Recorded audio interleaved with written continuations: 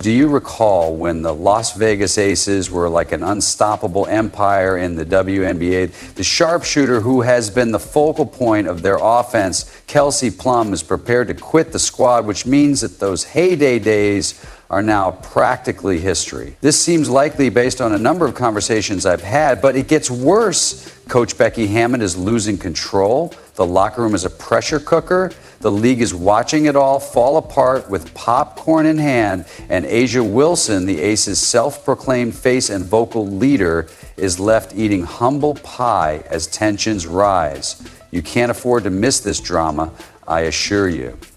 Are you prepared to part ways?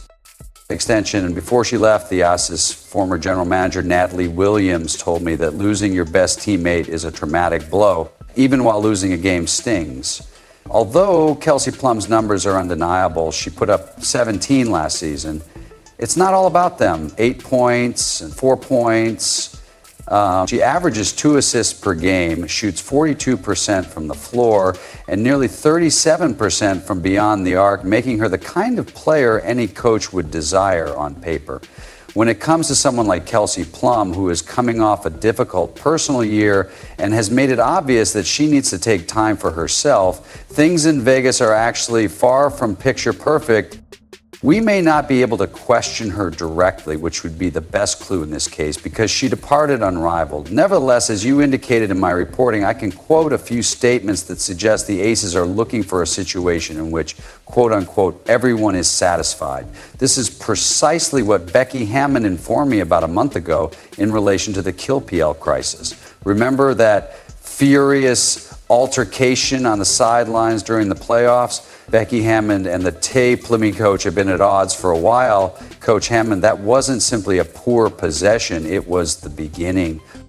Didn't mince words in expressing disapproval of Plum's performance and the team's lack of effort. She said something like, it's just not like we're not going to look the same that we've looked in the past, right? Which makes great sense, and her body language was screaming, I'm over this, Becky. As previously stated, you have this mentality that teams will always look the same, but in practice, that is simply not feasible. Then there was that game against the New York Liberty, in which Plum shot a pitiful 2 points from the field and fell short of expectations. It seemed personal. It wasn't just a bad game.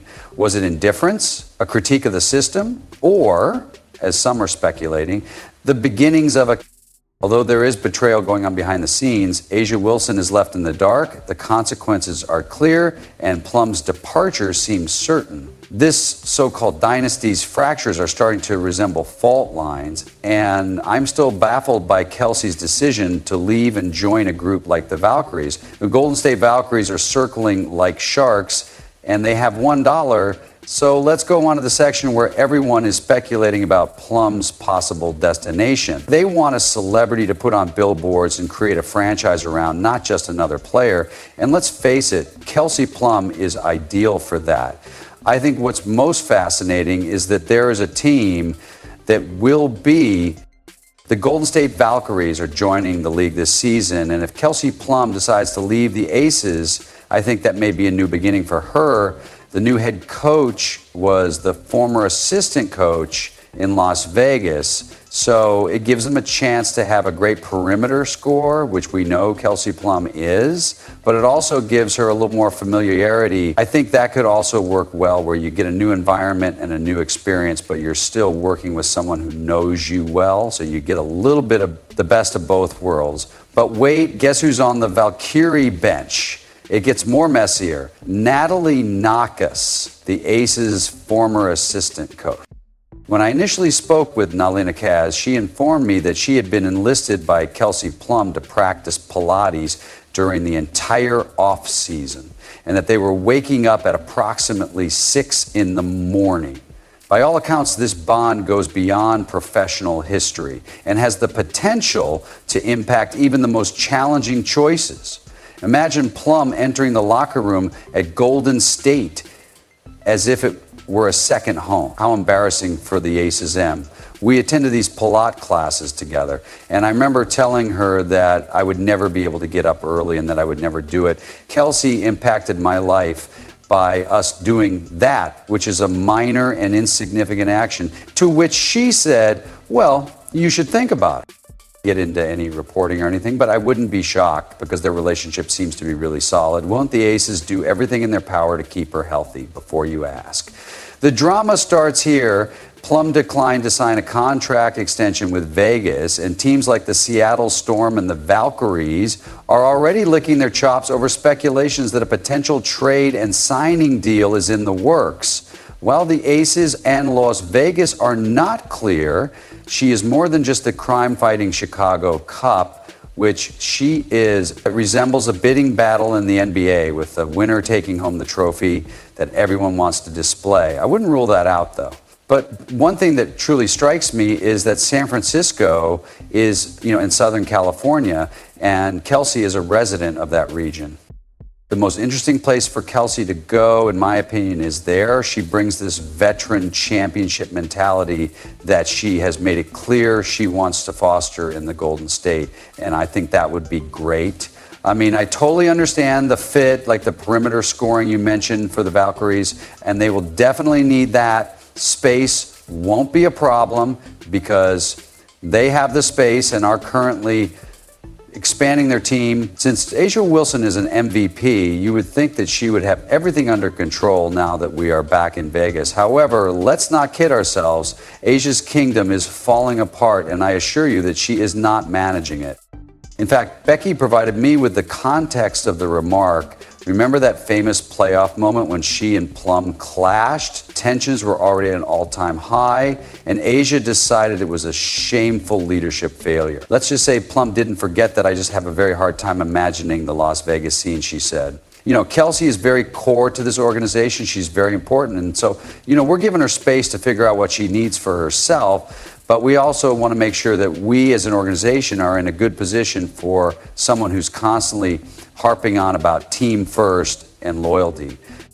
As a Warriors fan, I can understand the Aces' loss without their core four to some extent, but if you thought it ended there, take a look at A'ja's gone full locker room lecture mode, where she urges the team to improve. We can't rely on one or two players to carry us. Sure, that sounds like good advice, but when you're the one giving it while your own leadership is being questioned, isn't that hypocritical? PA reminds me a lot of you because she recognizes how her privilege has led her to this point, and she's a talented basketball player. But she is conscious of her privilege, and in a way, it's like PES. She reminds me a lot of you. But the truth is that A'ja Wilson is a formidable force. Her talent is unstoppable, and her passion is unmatched. But her approach is where it all goes wrong. Some teammates embrace her fiery energy while others don't. It's like walking on eggshells in that locker room, and guess who's stomping around in combat boots? I know that there may be personal reasons, but even if you were to bring Kelsey Plum to the team as it stands, I don't think that would be enough. The Las Vegas Aces are experiencing a meltdown that goes beyond just A'ja Wilson. It's a sign of the team's real problem.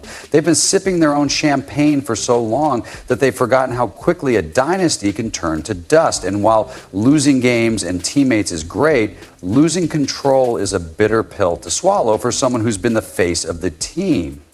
I'm going to go out there and try to be the best. I know that you're saying that she's the best player in the world, which is fantastic, but I want to be the best teammate because that's how I get the best out of my team. This isn't just a tough time, it's the end of an empire. If you thought A'ja's public outbursts were messy, wait until you hear what Coach Becky Hammond has to say. She's not sugarcoating anything. I also thought it was interesting that the Aces have a lot of decisions to make and that they haven't replaced their general manager. I was reading your reporting and wondered how long that will last. You know that sad feeling when you see a disaster coming, but it's too late to stop it? That's the Aces locker room in 4K, and Hammond, who was once the driving force behind this team's success, is now watching her championship-winning squad disintegrate faster than a bad reality TV show. They obviously don't want to talk about this right now, but based on what I've heard from team president Nikki Fargas, it seems highly unlikely that they'll even hire anyone, and I know that they're trying to leave that up in the air. I think Hammond is heartbroken and frustrated because she's the parent who gave her kids everything, only to watch them throw it all away for brand deals and Instagram clout. She's not wrong. The Aces 2024 season ended with a wake-up call that this team is no longer what it once was. The entire league has been upset for the past 8 months, and my players are in commercials. I'm sad about that because I really like that group. They're a pain in my ass, but I was a pain in theirs too, and this and that, and being freaking celebrities and get distracted. But Hammond isn't sitting quietly in her office. She's calling it out for what it is after their playoff collapse. She dropped a bombshell. Whether the players like it or not, the Aces are getting an overhaul. We have to get better, take a close look at ourselves, see our shortcomings in the mirror, and then, you have to make the necessary moves, whatever that means, to put out the best product possible. This team is going through a lot of change. We discussed how Nan Nakaz led the Golden State Valkyries, but Tyler Marsh left to lead the Chicago Sky without a general manager and with only 3 assistants at the moment. I've been informed that the assistant coaching staff may not even be complete. Hammond is talking about reviving the spirit of a team that used to play for the love of the game, not for the cameras.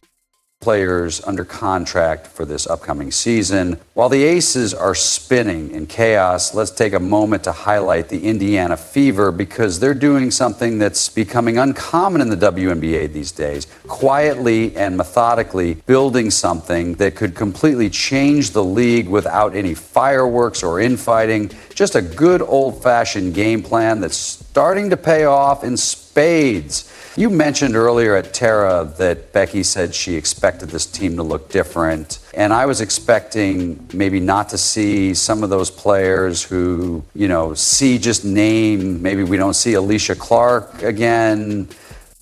We'll see about that. But I suppose we'll see. A few years ago, this team was a struggling team that most people didn't pay much attention to and on a seemingly never-ending rebuilding journey. Now they have a blueprint that other teams should follow.